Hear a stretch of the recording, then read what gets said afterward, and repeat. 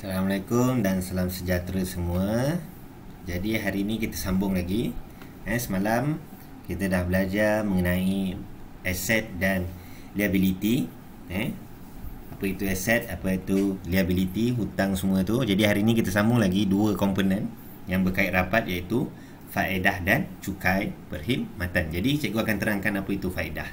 Okey, faedah ni kalau kamu tengok dekat ruangan dia disebut faedah, sejumlah wang yang diperoleh atas simpanan wang di bank. Bila kita simpan dalam bank, kita akan dapat faedah. Sebutan lain atau nama lain bagi faedah ni adalah dividen.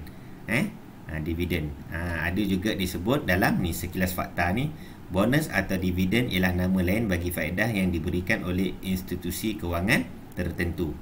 Nama pun faedah. Jadi dia bagi faedah. Kalau dividen, faedah kepada kita lah. Ada faedah tu diberi kepada bank. Macam mana kita nak bezakan? Nanti cikgu cerita. Tapi jalan kerja dia sama. Itu yang paling penting. Kamu tahu jalan kerja dia saja. Okey. Cumanya dalam buku teks ni, jalan kerja dia cikgu tak suka. Jadi cikgu akan tunjukkan jalan kerja yang kita dah belajar sebelum ni. Sebab kalau kamu tengok sini, nanti kamu akan rasa pelik sikit jalan kerja dia. Dia sama, cuma penulisan dia terbalik. Lain daripada yang lain. Okey, contoh situasi pertama ni faedah. Okey, ni buku bank lah. Siapa yang ada buku bank, dulu ada banyak buku bank ni. Sekarang ni dah jarang ada buku bank ni. Okey, ni contoh buku bank. Okey, tarikh 30 Disember 2015. Dia, wang masuk, dia simpan 430. Okey, jadi bila setahun dia menyimpan, dia dapat duit dia. Selepas tahun menyimpan dia jadi RM442.90. Kat sini dia nak bagi tahu kat sini yang bahawa rakan kita ni, Rina nama dia, dia dapat faedah ataupun dividen ataupun bonus sebanyak RM12.90. Jadi hari ni cikgu akan ajar macam mana kita dapat RM12.90 ni.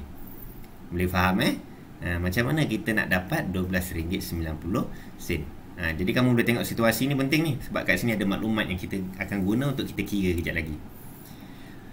Ibu, kenapa ada RM12.90 dalam buku akaun saya? Ibu dia cakap, oh, itu adalah nilai faedah 3% yang diberikan oleh bank dalam setahun. Yang ibu dia cakap ni penting. Nilai faedah 3%. Jadi kamu kena tahu faedah ditulis dalam bentuk peratus. Nilai faedah 3% yang diberikan oleh bank dalam setahun. Dia ada tempoh dia. Dah setahun menyimpan, baru kamu dapat faedah 3%. Boleh faham tu? Okay, ni jadi cara kira dia yang ni. Yang ni abaikan. Cikgu tunjukkan jalan kira yang cikgu tunjuk. Ni dia. Okey, ni. Kira nilai faedah yang diterima oleh Rina. Okey, ni cikgu dah ringkaskan faedah tadi 3%, betul? Yang simpanan yang disimpan dalam bank adalah RM430. Jadi dalam kerja dia mudah saja. Langkah pertama, kira nilai faedah. Jadi nilai faedah ni dalam bentuk ringgit lah. Faedah 3%. Kira nilai faedah. Nilai tu berapa ringgit yang kita nak cari. Tadi cikgu dah beritahu kan, jawapan dia RM12.90, betul? Macam mana kita nak dapat RM12.90 tu? Ni cikgu nak tunjuk. Okey, faedah 3%. Jadi nampak saja 3%, kamu tukarkan jadi pecahan 3/100 darab berapa dia simpan? 430. Darab 430. Langkah pertama, nampak saja bentuk macam ni pengiraan dia. Potong sifar. Betul. Potong atas, potong bawah. Kemudian boleh lagi potong tak sifar bawah ni? Tak boleh. Sebab atas dah tak ada sifar. Jadi buat apa dulu? Darab dulu. Jadi 3 darab dengan RM43 lah. Sifar ni dah kena potong. Ini dia bentuk lazim dia. Kamu punya jalan kira nanti mesti sama macam cikgu. Buat bentuk lazim ni. 43 darab 3, kamu akan dapat 129. Kemudian belum siap lagi, ingat, patah balik ke bawah. Patah ke bawah maksudnya operasi bahagi. Bahagi dengan 10. Jadi 129 tadi ni bahagi dengan 10. Bahagi maksudnya ke kiri titik dia sebanyak berapa kali? Yang ni sekali lah. Sebab 10 ada satu sifar. Jadi sekali, jadi titik di antara 2 dan 9. Jadi dapatlah jawapan akhir dia RM12.90. RM12.90 ni adalah dia punya nilai faedah. Boleh faham Ingat, nilai faedah ditulis dalam bentuk RM, ringgit. Faedah ditulis dalam bentuk peratus. Jelas kan? Biasa dengan jalan kerja ni kan. Kalau kat buku teks tadi, dia terbalik. Lepas tu dia ada tempoh ni. Darab simpanan cikgu tak suka. Nanti kamu keliru. Benda yang kita jarang buat. Memang jalan kiri yang tak pernah kita buat. Dia terbalikkan lah. Tak bagus lah. Jadi abaikan jalan kerja ni, ingat jalan kerja cikgu tadi tu. Itu rujukan kamu. Cikgu ambil soalan saja. Jadi faedah yang terima oleh Rina dalam setahun ialah RM12.90. Macam kita kira tu lah. Okey, seterusnya contoh yang kedua. Okey, Ben mendapat pinjaman pendidikan berjumlah RM150,000 dengan faedah 1% setahun. Berapakah faedah yang perlu dibayar oleh Ben dalam tempoh 5 tahun? Sama saja dalam kerjanya, cuma dalam konteks ni faedah itu yang dapat tu adalah bank. Faham tak? Sebab Ben ni pinjam duit daripada bank. Jadi faedah tu pada bank lah. Contoh soalan 1 ni, faedah tu pada kita sebab kita simpan duit dalam bank. Duit kita simpan dalam bank. Yang ni bank bagi duit pada kita. Jadi bank yang dapat faedah tu. Boleh faham Dua benda yang sama dia punya nama dia faedah, tapi dalam situasi yang berbeza. Jelas Jadi macam mana jalan kira dia? Sama saja. Okey, ni cikgu scroll ke bawah. Okey, ni soalan ni tadi cikgu ring. Faedah 1%.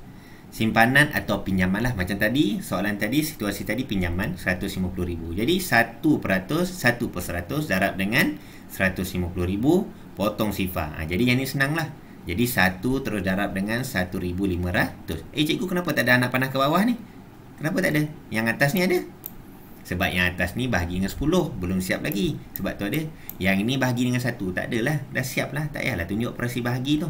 Jadi darab saja, 1 darab ni tak payahlah untuk lazim. Salin dapatlah 1,500.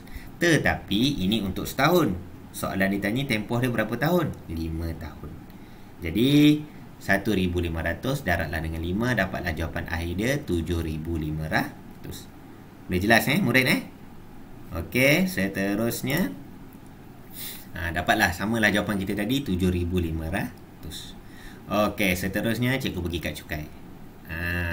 Cukai ni apa pula?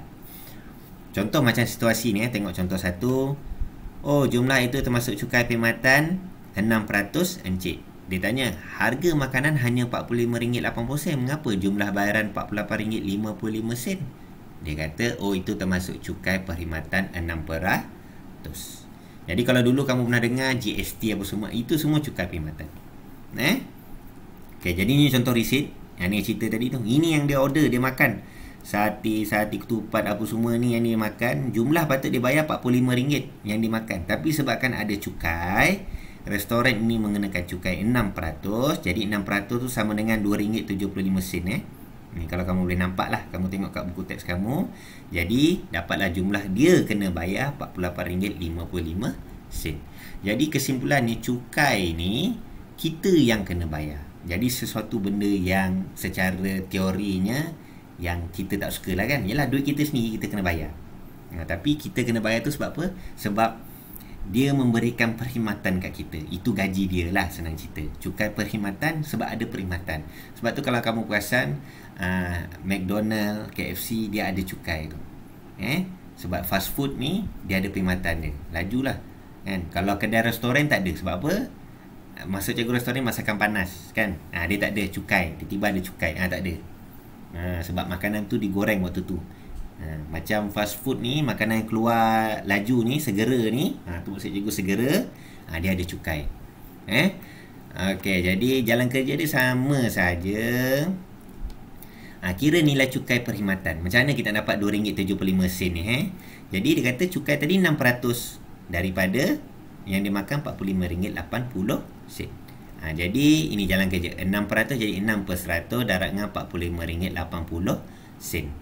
Kemudian yang ni tak boleh potong sifar ni Dulu cikgu dah terangkan kan. Walaupun dia ada sifar kat atas ni tak boleh potong. Sebab apa tak boleh potong? Nilai tempat dia tak sama. Jadi bila tak boleh potong, terus kamu darab. Sebab tu dalam buku teks ni ditunjuk darab dulu.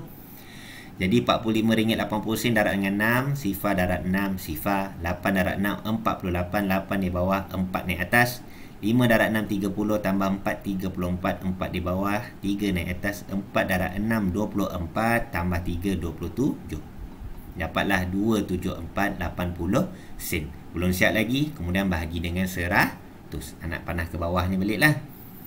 Bagi dengan 100, jadi alihkan titik saja. Bila alih titik akan jadi 2.748. Jadinya, ni ada satu benda yang dulu cikgu pernah ajar. Pasal bundarkan. Ingat, bila topik wang, nilai sinnya cuma ada 2 tempat saja. 2 tempat puluhan. Maksudnya lepas titik ni ada 2 nombor je kat belakang. Jadi macam mana yang ni? Yang ni kita kena bundarkan. Jadi 8 dah lebih daripada 5, betul? Sifar 1, 2, 3, 4 maksudnya tambah sifar kalau bundar, betul? 5, 6, 7, 8, 9 5 nombor ni tambah 1. Jadi 8 ni dah lebih daripada 5, jadi tambah 1. Jadi 1 tambah 4 dapatlah 5. Bundarkan dia. Boleh faham tu? Dapatlah RM2.75. Jadi nilai cukai perkhidmatan dia adalah RM2.75. Samalah dalam resit ni. Boleh faham tu? Jalan kira dia sama. Sama macam yang kita kira sebelum ni, iaitu dalam kemahiran mengira faedah tadi. Boleh faham Sebab tu cikgu ajar sekali saja. Boleh tengok kat sini. Cukai yang perlu dibayar ke atas perkhidmatan yang disediakan oleh perniagaan tertentu seperti hotel dan restoran makanan segera. Ni cikgu sebut tadi. Hotel. Confirm lah. Memang adalah dia punya cukai perkhidmatan ni. Sebab dia memberikan perkhidmatan penginapan kat situ. Jadi sambung lagi, jumlah perlu dibayar. Jadi yang dia makan tadi RM45.80 tambah dengan cukai perkhidmatan RM2.75 yang kita kira tadi, dapatlah jumlah yang perlu dibayar RM48.55. Sekilas fakta ni, GST atau cukai barangan dan perkhidmatan, Government Service Tax, GST itu dilaksanakan semuanya di Malaysia dengan kadar 6% bermula 1 April 2015. Inilah dia yang cikgu sebut tadi. Jadi itu sahaja daripada cikgu berkenaan dengan faedah dan cukai. Kedua-duanya jalan kerjanya sama, cuma situasi dia yang berbeza.